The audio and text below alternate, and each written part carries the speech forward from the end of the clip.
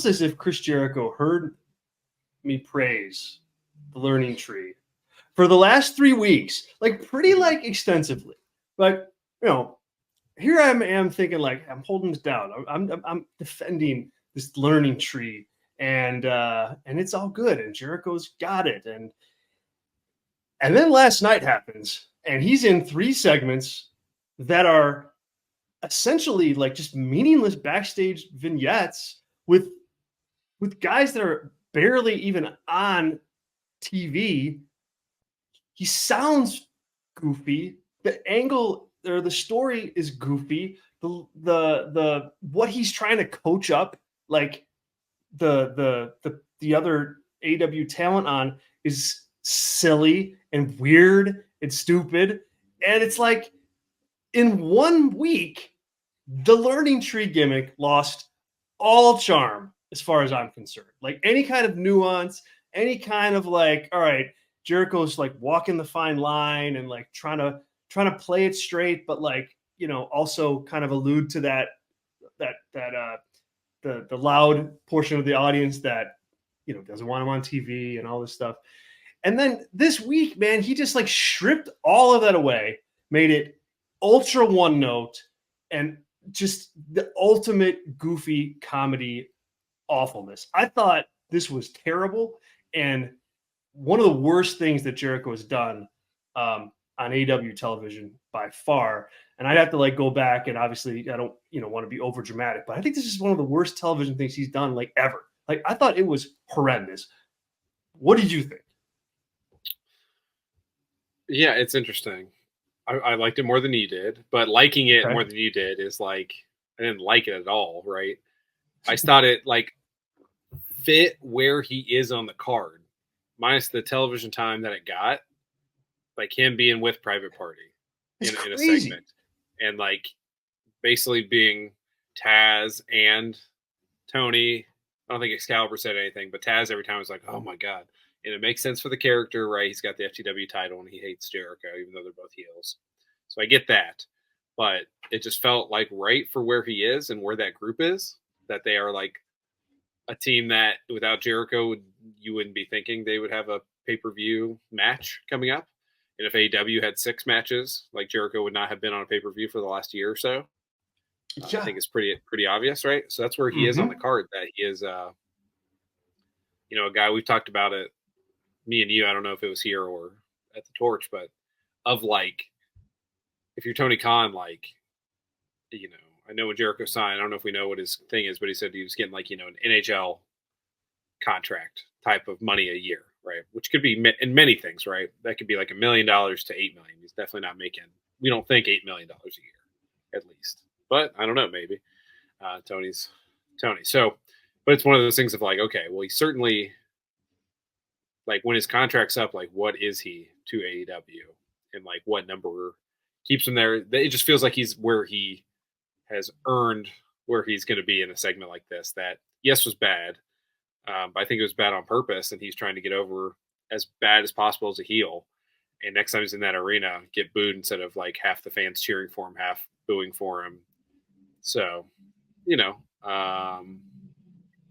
it fit for what this is trying to be, which is like him being a heel in this way.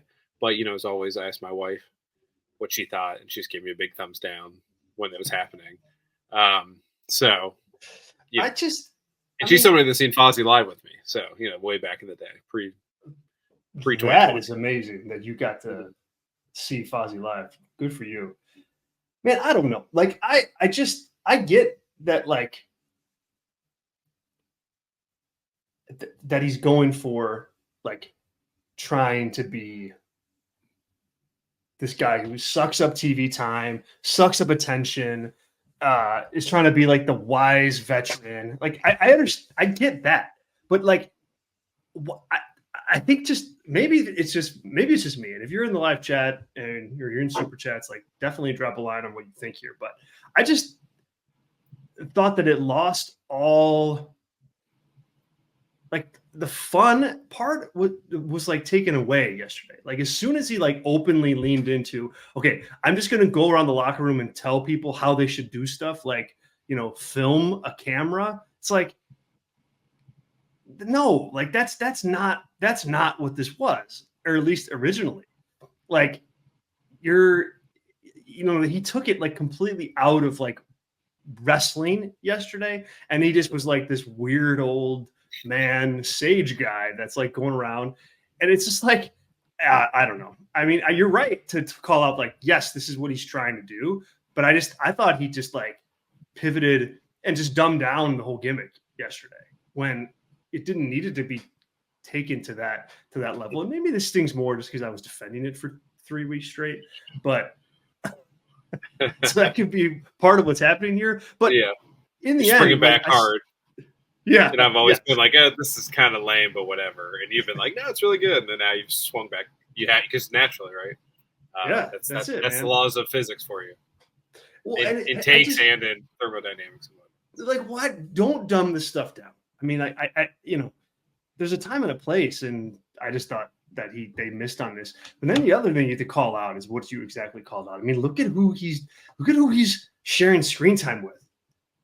It's Big Bill, it's Brian Keith, it's Private Party, it's a random cameraman. It's like he's so far away right now from MJF and from Swerve and from Okada. Like he's so far away from like that upper tier for sure, but even like the high middle tier, like he's just not in that space anymore. And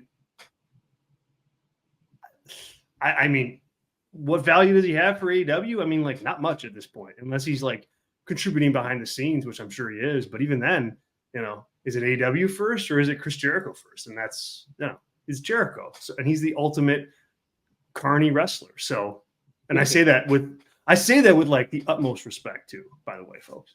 Right. Yeah. So I don't know what the value is, man. It's one of those things where it's like, I think it would be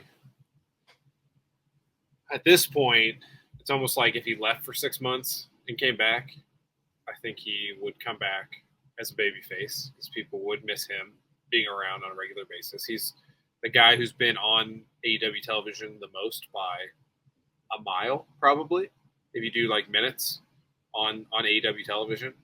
So that is like an important legacy in the company. But yeah, I mean, no matter what happens here, like he's just, it just is what it is at this point. And it's hard to find like a comp of like, the line chart of his overness going down. Like there's no really WWE equivalent. Like he probably would have been off TV by now if this is right. WWE at any point, right. Or whatever. It's just like an interesting case study of like a guy who refuses to basically be off television for 30 years.